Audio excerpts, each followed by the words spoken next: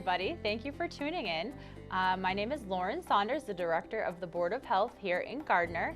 And today I am here with Timothy DeChamp, and he is from the Central Mass Mosquito Control Project.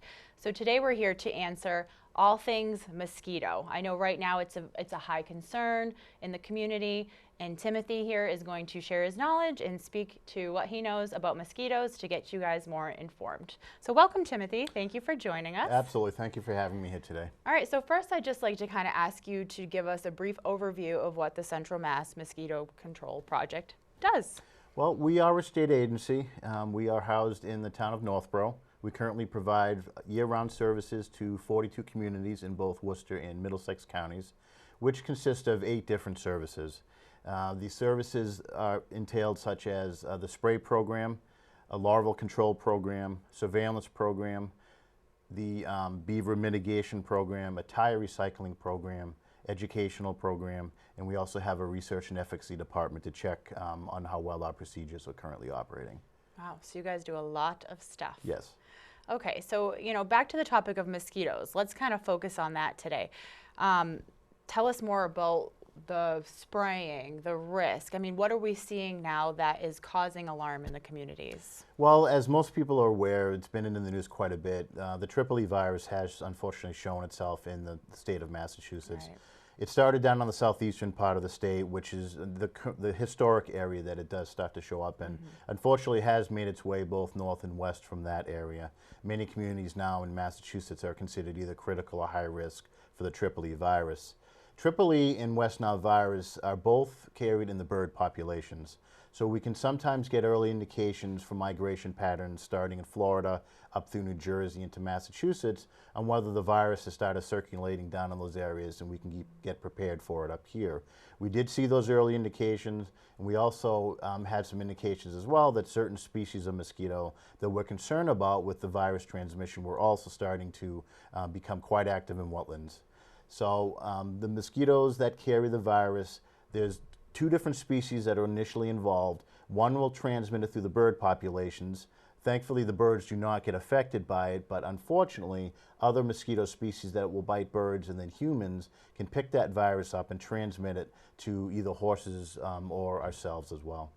Okay, so I know you talked about EEE and the other one is West Nile. So can we talk about kind of like what symptoms of those would look like if someone were to contract the disease? With West Nile, they estimate about 1 in every 150 people that contract it do start to get into more of a serious illness with stiff neck, headaches, sensitivity to light.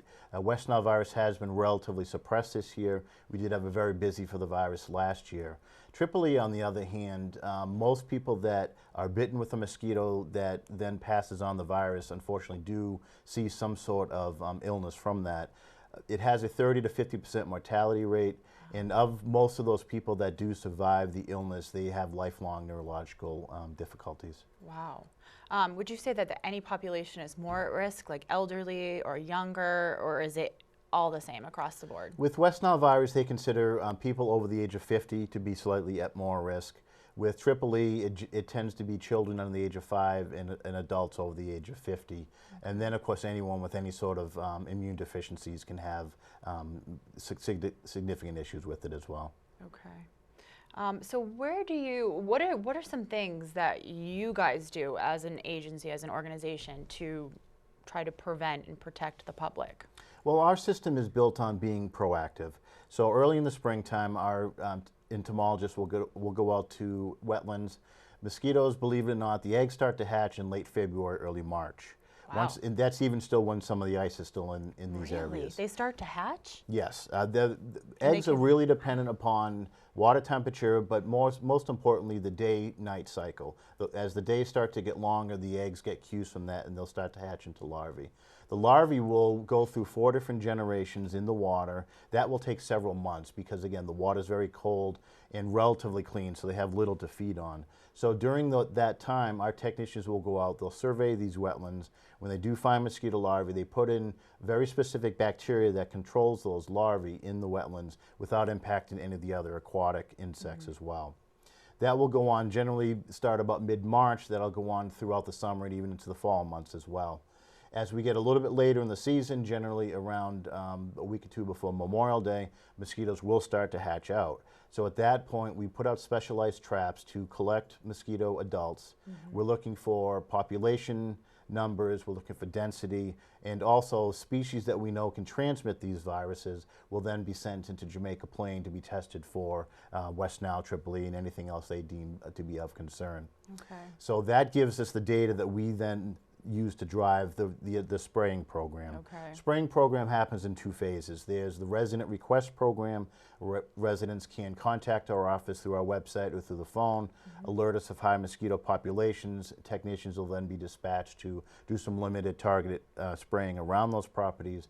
And then subsequently, if virus is identified, we do coordinate with our local health officials to recommend certain protocols that may be in place. Right. At this point in time, since the nighttime temperatures are still warm enough, a majority of our recommendations have begun with the spraying program. Okay. So we'll do more wide area spraying. It is truck mounted. We currently do not have any aircraft in our agency. That's something done at the state level. Okay. But our spraying program is truck mounted. We coordinate with our local officials, determine the area to be sprayed, and we also put out additional surveillance traps to see if additional mosquito species are involved, and also, you know, how well we're suppressing those mosquito numbers after the spray events. Right. Okay. So let me ask you a question. If a resident feels like there's a high mosquito population in a certain area, they call you, they ask for a special spraying in that area. Is there any cost to the resident? Is it free?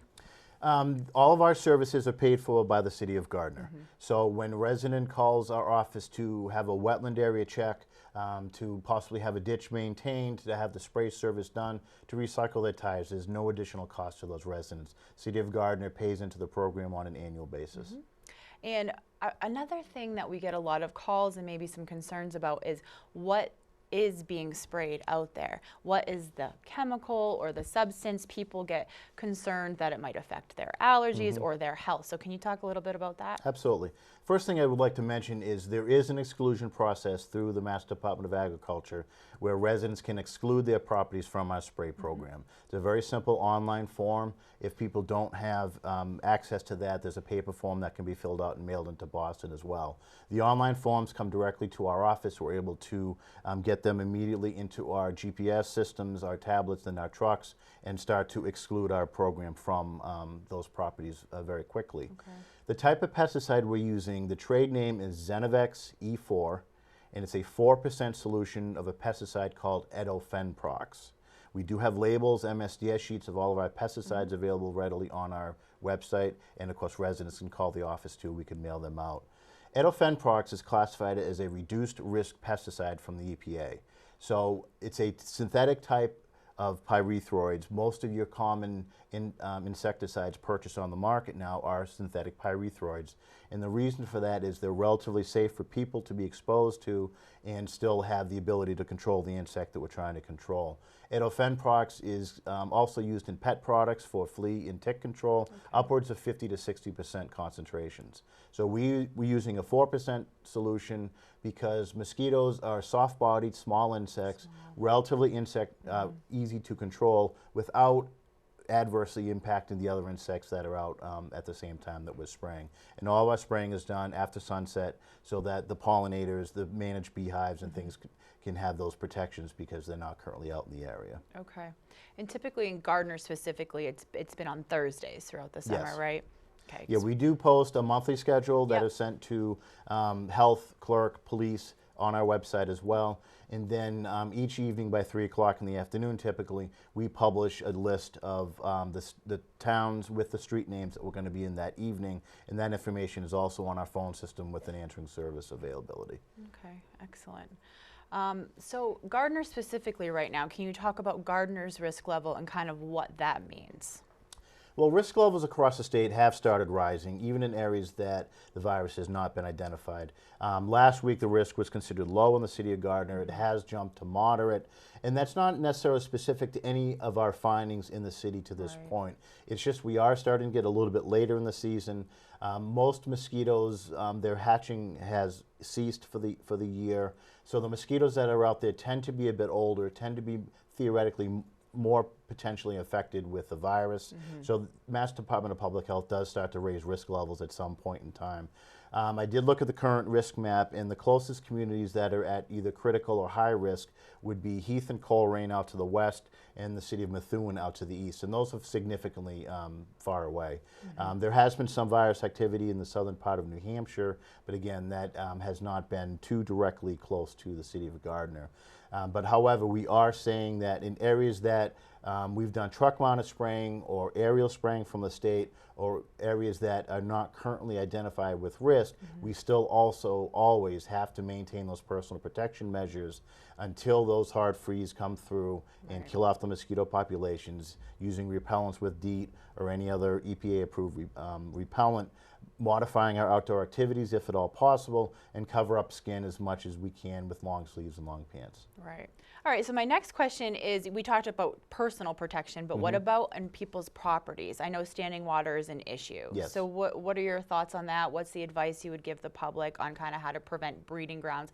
I know you said they're not currently really breeding or laying larvae anymore, but what can people do just to protect themselves? Well, as part of our educational program, we are constantly reminding people that any container in the yard that holds water for more than a week can potentially be habitat for mosquitoes to grow in. Bird baths, kiddie pools, flower pots. I've been guilty of it myself. The tarp in my wood pile tends to have a little depression. Rain collects on it. I check it. Sure enough, mosquito larvae are moving in there. So it's a good idea to once a week walk around your property. If you have a bird bath, just tip it over, scrub it out really briefly, put in fresh water. The birds will be appreciative of that anyway. Right. Other containers can be, flattened or recycled, moved indoors. We do have a tire recycling program, so residents can notify our office to come out, and we'll contact them in advance and put the tires on the curb. We'll bring them out, and these tires are brought to a recycling facility in the town of Littleton, where they're ground up and used in road products. We've actually recycled 800 tires from the city of Gardner, and I do want to thank the Board of Health because they've been the one to coordinate that through the local transfer station. We've done some residential pickups, but a lot of our work has been done through the transfer station. So perfect. They do have a wetland in their area. Wetlands are protected habitat, so we recommend that people do not make alterations to those wetlands, but we do have those specialized pesticides we're allowed to put in a wetland, bacteria that are very specific to mosquito larvae. So if they have a wetland on their property or near their property, they can let us know that it exists. Once we go out and identify it, we do put it in a database so that it is checked on a periodic basis. But that's good information for us to have as well, so that our technicians can go out and monitor the mosquito larval development and do those applications when necessary. Okay, perfect. One other thing I wanted to ask you is, what time of day is the most at-risk time? A majority of the mosquitoes in our area are most active from sunset until about midnight.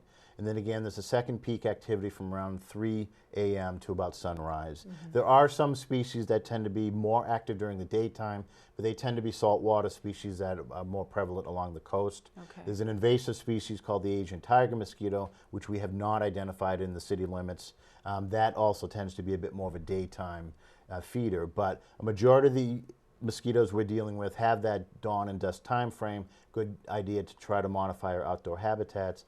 Also during cloudy days, of course, especially when the temperatures dropped a bit, they can come out and try to bite you if you are present. And that's why our spray program is geared towards the sundown to midnight time frame, because mosquitoes are actively flying, looking for a blood meal. Our spray program is designed to impact those mosquitoes as they're flying. We're not using a residual pesticide. All the environmental testing that's been done does not show any residues even the next day. It's different than the private mosquito applicators, because they'll come out generally during the daytime and spray the shrubs, the bushes, the woodland areas, and put down a residual pesticide to try to get control for a few days or a week or two. We do the exact opposite, where we're spraying at night, impacting those as they fly, getting good control, but not having long-term effects in the environment. Interesting. So I know you've talked a lot about different species. How many different species of mosquitoes are there? There's currently 52 different species that have been identified in Massachusetts. Some have very specific larval habitat. Cattails, for example. Any cattail pond is going to have, of course, what's called a cattail mosquito. Unfortunately, that is one that's directly involved in EEE transmission. And also, as larvae, they're not free-floating like most other mosquito species are. All mosquito larvae have to breathe air, so they attach to the surface of the water and breathe through a specialized siphon. The cattail mosquito, however, their siphon is actually more of a hook, and they will connect into the roots of the cattail mosquito and breathe through the actual plant itself. So it lends itself to be very difficult to treat as larvae, because most of the larvae that we treat for, we put that bacteria in the water, the bacteria comes off the corncob granule, the larvae eat it, and thereby they are controlled. But these other species do not move around very well, and they tend to be much more in the muck. So they're much more difficult to control as larvae. We are, however, currently working with some different types of bacteria that have shown better promise to control these mosquitoes in their larval form. If we can really start to get a handle on the cattail mosquito, we can significantly reduce the EEE transmission. And then the other species, unfortunately, also involved in EEE transmission in the bird population, they tend to develop in what are called underground crypts in cedar and red maple swamps. These trees, once they get mature, the root systems tend to form a hump. And in that hump is an airspace as well as water. So those mosquito larvae almost always are in those protected habitat. Can't get to them. Right, there's water around the trees, and we do see other mosquito larvae in those areas easily enough to be treated. But the crypts themselves tend to be very difficult because hand and aerial treatments would not be effective unless they were going directly into the root system themselves. So that, again, is another species that makes it difficult to treat. Mosquitoes have been around for millions of years. They have adapted to every single environment, from the Arctic to the deep south to the, the mid-latitudes. I mean, they are found on every continent. So they have these special habitats so we can get a good handle on where they are and what they're doing. But we always know that nature is going to find a way to get around it. Wow, interesting. Now, do you think that the mosquitoes are possibly becoming more resilient to the treatment, to the chemical you're putting out, the pesticide? That is something we're concerned with. Down in Florida, it's a major concern down there because mosquito control tends to happen on a year-long basis. And what I'm talking about is the spraying program down there because of, they don't have much of a winter. Yeah. So down there, resistance testing is very important. And what that is involved is capturing wild mosquitoes, bringing them back to the lab, and testing them against the type of pesticides that are currently in use. And they can actually get very good data on a pretty short notice on whether those pesticides are still being effective to the adult mosquitoes. Wow. Down in Florida, they do have to change pesticides somewhat frequently. Up here, we've tested for pesticide resistance well more than 10 years now, and we have not seen any issues with resistance happening, and there's a few reasons for that. Pesticides are only used for mosquitoes on a 3 to 4 month basis. We do recognize that there are other pesticide users in the environment. There's private applicators, golf courses, homeowners. So the pesticide pressure is still nowhere near what is experienced down in Florida. Because in order for resistance to occur, there has to be genetic mutations that go along as each generation develops. So we have the winters to kill off the mosquitoes. We have limited pesticide pressure up here. But again, it is something that we find to be very important. So we do, on an annual basis, resistance testing to see if and how well our pesticides are actually being controlled. Good, that's good to know. Yes. So as far as them dying off, after the first frost, would you say that some of them are still out there? Like, does it take a couple frosts? What's your take on that? It really depends on what we classify as a frost. The Mass Department of Public Health classifies a frost as 28 degrees for a sustained 4-hour period. Okay. So you don't necessarily have to see frost on the grass of your windshield. Conversely, you can go out, see frost on your windshield and think, oh, I'm good to go. And the environment itself, there were little pockets that it wasn't cold enough. So generally what we like to see are 2 or 3 hard frosts come through the region, or again, a good sustained period of 3 to 4 degrees below freezing in order for us to be reasonably certain that mosquitoes have been killed off. Now, that being said, there are 2 mosquito species that actually hibernate throughout the winter as adult mosquitoes. Really? Yeah, the Culex species and there's the Anopheline species. So it's not uncommon on a warm January day for people to be outside and see a couple of mosquitoes coming on, especially if they're kind of close to their house. Because those two species will come to our homes. They'll find nice, warm, little damp places behind the eaves of a shutter or in your basement, and they will then go through a hibernation period. Wow. If the weather starts to warm, they will become active and go outside, and then of course those warm January days don't last very long. But once the weather consistently becomes warm, they will then go out and start the next generation. So each species depends on what the next generation looks like. Most go through the winter as egg. There are a few species that go through the winter as larva, frozen in solid ice, and then a couple of species that go through the winter as adults. So again, adaptation, millions of years worth. It's a challenging aspect, but there's a lot of great scientific data to give us that knowledge to get, the control procedures in place. Interesting. Those adult mosquitoes that you said might live through the winter, what's the lifespan of like an adult mosquito? In general, the lifespan of adult mosquito is 2 to 4 weeks. So in the springtime, for example, those ones that start to come out around Memorial Day, they come out in massive numbers. They're extremely large. Those are the ones that had 2 to 3 months to develop in the water. Those species are what we term single generation or univoltine. They will hatch, take one blood meal, lay their eggs, and just die. So generally we'll see them into May through the month of June. By middle of July, they've significantly started dying off. What we then unfortunately start to see are those cattail mosquitoes. They'll start hatching around mid-June. And then any floodwater mosquitoes. There's other mosquito species that are adapted to only hatch when rivers and streams flood their banks and then recede.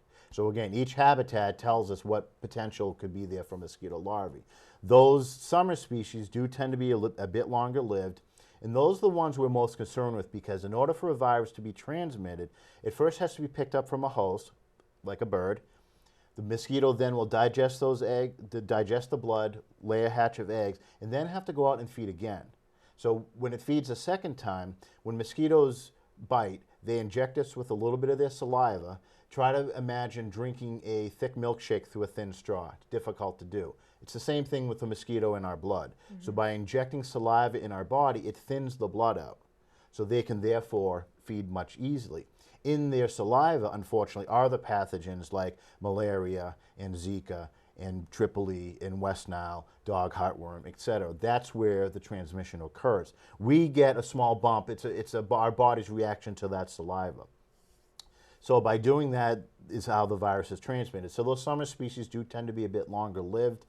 There's actually ways of looking at the age structure of the mosquito's ovaries. All mosquitoes that bite are female because they, again, need that blood to develop eggs. We've actually have done work under a microscope where you can look at the ovaries of the female mosquito and get an idea its age. The mosquitoes that have not laid eggs yet, their ovaries are coiled and very tight. The mosquitoes that have laid eggs, those ovaries tend to be a bit more stretched out, showing that eggs had developed in there at some point. So again, the scientific work that's been done with mosquitoes is fantastic. This is incredible. I didn't know there was so much scientific research done about mosquitoes.